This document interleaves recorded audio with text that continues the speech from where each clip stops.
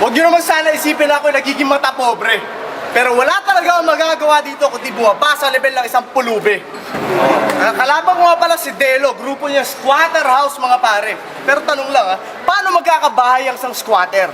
Ibig sabihin yan, hindi ka lang pala geolog isa ka ding tangat kalahati. Pwede naman pala tamang bahay ng daga. At kung hip-hop ay ghetto, taong grasa bagay na bagay ka nga.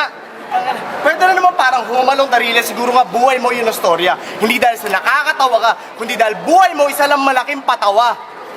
Pati na rin yung mukha. Actually, starring ka talaga sa Humalong Darinas, diba? Sino ka pala doon? Isa sa mga sunog baga. Para ka talaga si Dolphy sa kanyang pagkukomedya. Estilo yun pareho sinaunat makaluma, sobrang laos na. Kaya kung magmamayabang ka rin lang tungkol sa Comedy Rap Award na nakuha mo sa Donggalo, mag-isip-isip ka muna pare ko. Malamang-lamang hindi mo nakuha to dahil siya yung liriko sa mga kanta mo. Sigurado ako sobrang na-laugh trip lang sila sa pagmumukha mo. Time!